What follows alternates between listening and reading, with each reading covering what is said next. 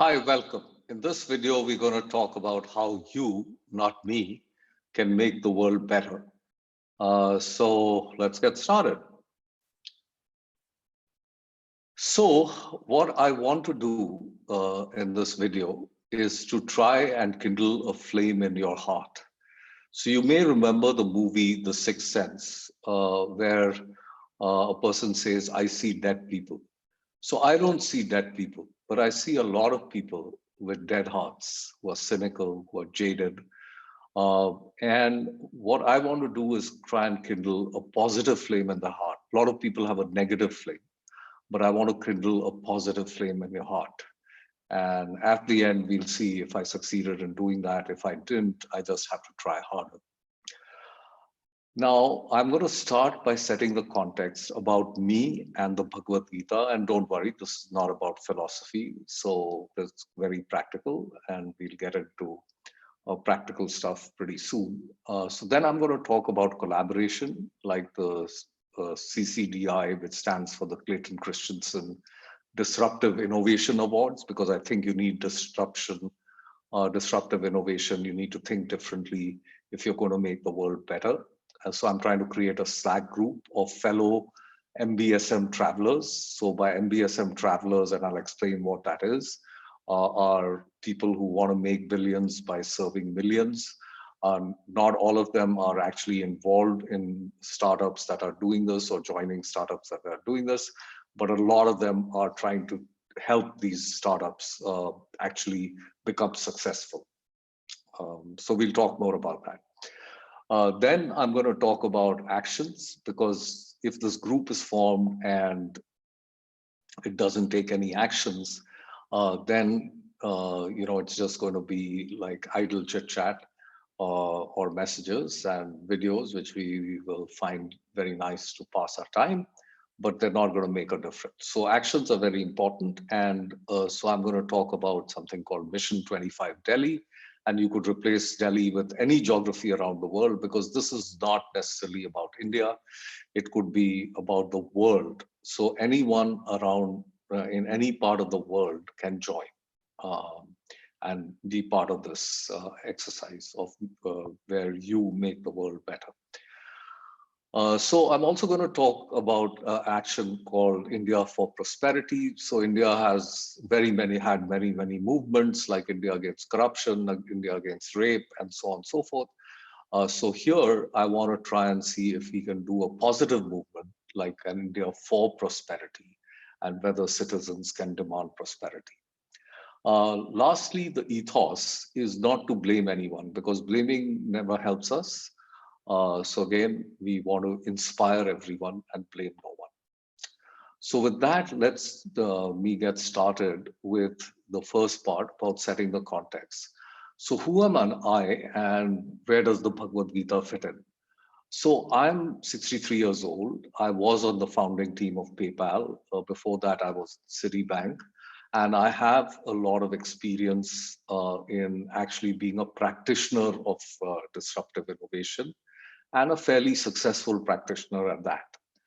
Now, what I have realized after reading the Bhagavad Gita is that if I want to make the world better, and if you want to make the world better, then it's not about you and me. We are just sort of instruments, and if we suppress our ego and we feel that we are just helping Prakriti or nature make the world better, then the world will become better. So that was my key learning from the Bhagavad Gita. And so I wanted to share that. If we recognize that we are suppressing our egos, we are not the doers, and we try and make the world better, we are likely to be more successful. This doesn't mean that we sit back and just let nature do its thing. We have to make a lot of effort, but we don't necessarily have to take credit for it, and we don't have to worry about the outcomes, because if our efforts are sincere, the outcomes will happen. Nature will make that will make it happen. So that's the context about me and the Bhagavad Gita. So let's start by moving on and getting into the CCDI website. Okay, which I will get to in a minute. Okay, so here's the CCDI website. Okay, so if you look at the handle, it's ccdi.card.co. So if you want to note that down, you can come here later and browse at your whenever you have time. But I'm just going to walk you through a few key things. So the CCDI awards are awards which are set up by me, where I will give a token prize of 100,000 Indian rupees to people who win this award. And winning this award is really, really hard because you have to have an idea that is going to change the world. You have to build a prototype and you have to get traction to win the award.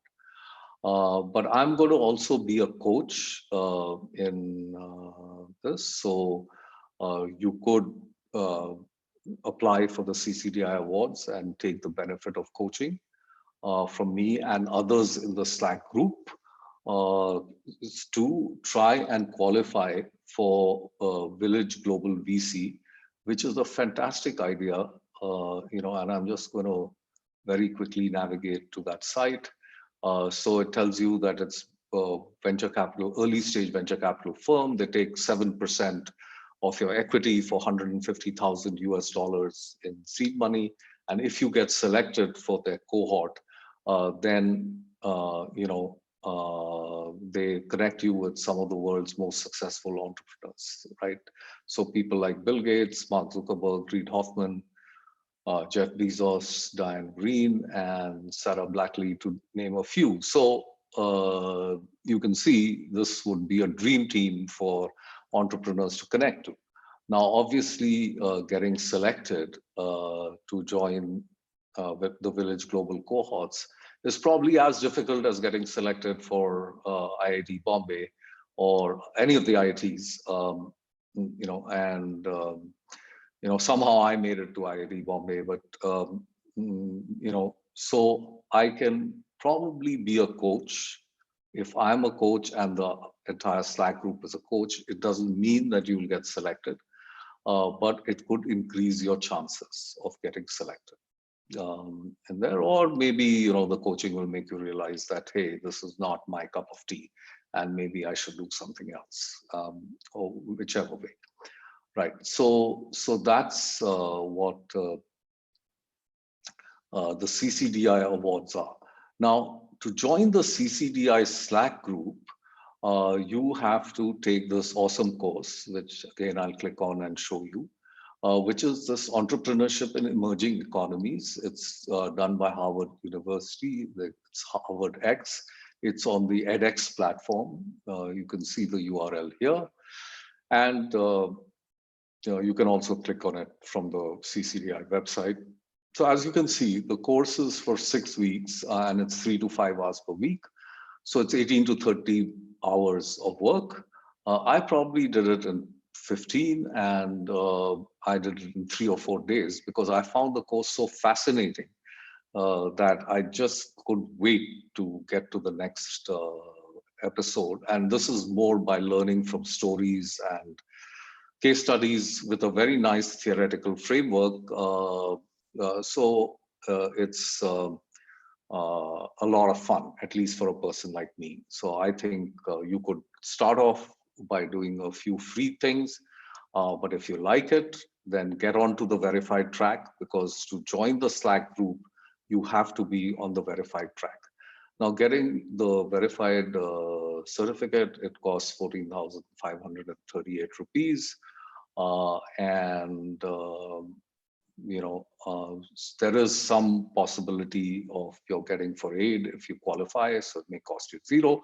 But whatever it is, you need a verified certificate to join the CCDI's Slack group. Okay, so so we talked about uh, how we can join the Slack group and how we can collaborate with each other to help people who want to change the world, who have applied for these CCDI awards, and help them make the world better. Because some of you, if you're youth, you may be able to join these companies. Some of you who, if you're bureaucrats, you can help these companies and so on and so forth. So moving on to this thing about this website, here are some rules which I'll just click on, and you can see them at your leisure. Then there are various resources. So these resources are very interesting. You'll find some books, you'll find some videos, you will find, um, uh, idea which is about ending poverty, not just alleviating it. And you will find out about Mission Delhi 25, which we'll get into a little later. So that's all in the resources section. This is how you apply for the CCDI awards, which basically says that you would not step out on a difficult trek without a good pair of hiking boots. And if I was the expedition leader, I would verify that you had good hiking boots. In the same vein, the equivalent of hiking boots is a verified certificate from this course. There are no exceptions to this rule and no invited applicants. So it doesn't matter. Even the creators of the course, if they want to join the Slack group, have to do this, and I'll explain why. Um, so then there is this note on joining the Slack group, which tells you about the are you also an MBSM traveler? And if you remember, MBSM stood for Make Billions by Serving Billions. So it covers why should I join, who should join, and what will the group do. And you can see that the who should join list is very long, going from youth to billionaires and millionaires to CEOs to activists to academics to entrepreneurs, bureaucrats. Uh, but I will not spoil your suspense. You can read this note and you can see why it makes a lot of sense. The more diverse people who join the Slack group, the greater the chances that we will actually make the world better. So I would really encourage you to join. Now, why am I insisting on this course? It's kind of important to know. So one of the things is that in this group, I want people who have humility, right? By humility, what I mean is that I want people, who may be millionaires, billionaires, maybe people who accomplished a lot, maybe Nobel Prize winners, whoever, right? So I want them to do the course because they will show a little bit of humility that they can learn something. And I want people who enjoy learning and being lifelong learners, and not people who say, I'm God's gift to mankind, I've done so much, etc., etc. So that was one reason. The second reason for doing this course is that you need all the people in the Slack group have to have a common language, a common wavelength, because then it becomes much, much easier to communicate. So this course will give us that common wavelength. So that is the reason why I'm insisting on people doing this course. Okay.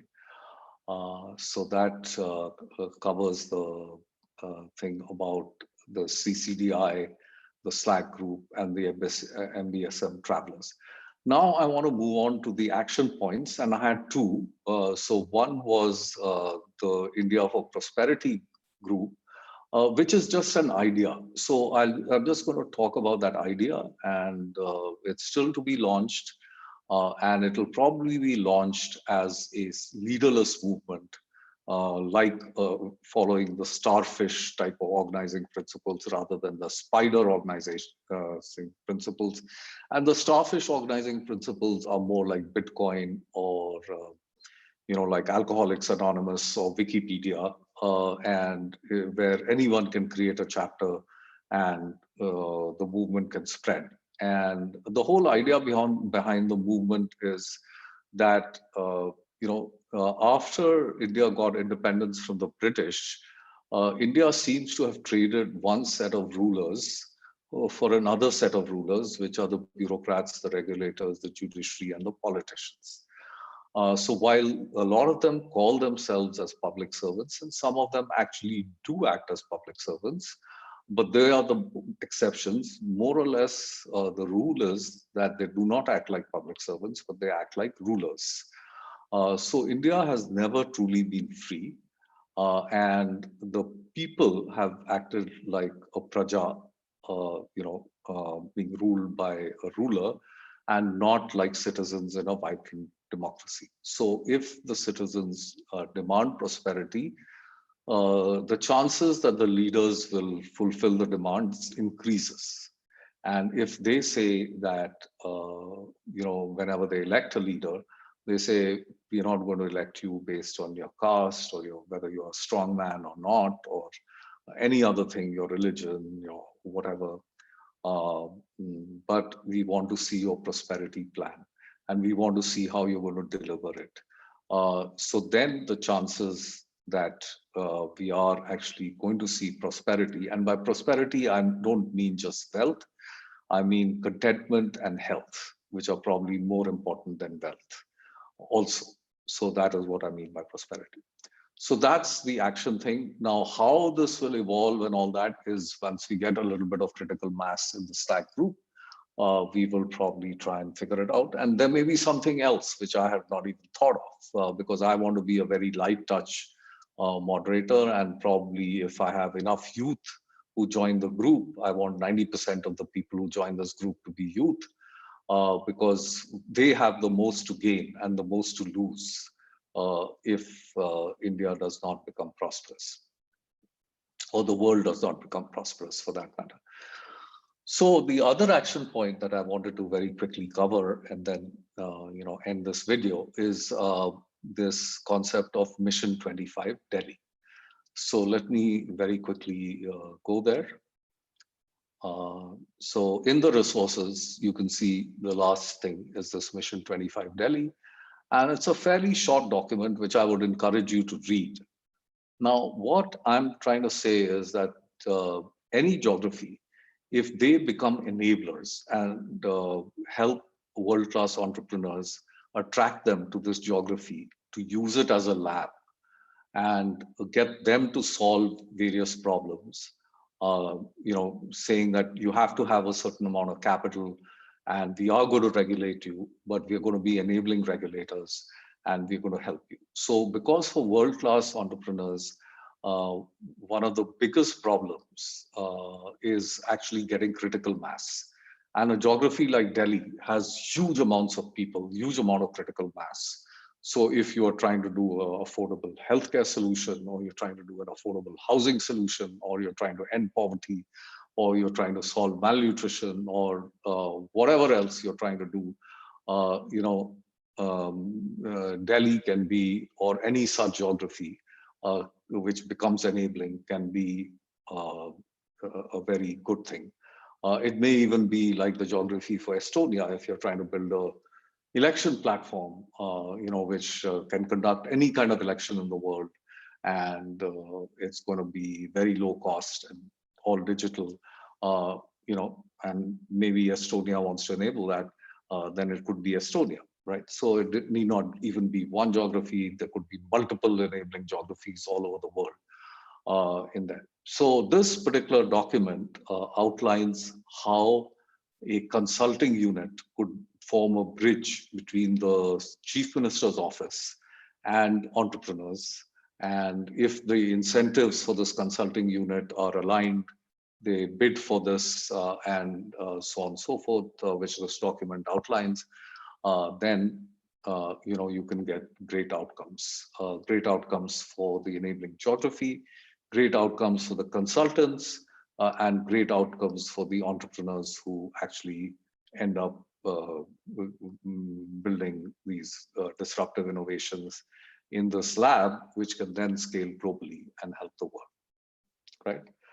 So with that, I'm sort of coming to the end of my video, and I have just one more slide, which I wanted to show you.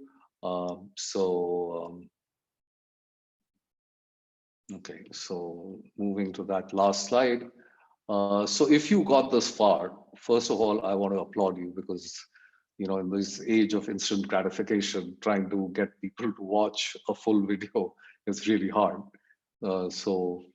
Thank you if you got this far. And I wanted to ask you, I started off by saying, I want to kindle a flame in your heart. So did I succeed in doing that? Did I kindle a flame in your heart? Maybe I didn't. In which case you can write to me. My email is there on the CCDI website and stuff like that. And it just means I have to try harder. So if I did kindle a flame in your heart, then are you going to do the Harvard X course and join the CCDI Slack group? Right? Because there's no point having a flame and then doing nothing with it, right? So that's one. Now that may not necessarily be your cup of tea. You may not have the time, you may not have the passion, you may not have, this is just not your thing, right? Which is quite possible. In this group, I'm really looking for quality and not quantity. But on the India for Prosperity, I'm really looking for quantity. Everyone should demand prosperity. And if you are digitally connected, you can form the largest voting bloc and you can make change happen without resorting to violence, without resorting to rail roko, rasta roko, and so on and so forth. You can use the power of digital to demand prosperity and get prosperity. So lastly, I would like to end by paraphrasing John F. Kennedy, what he said a long time back about America, which actually holds true for the world. And it holds true for India too. Say, ask not what India can do for you, but what you can do for India. Thank you very much for listening to me, and namaste.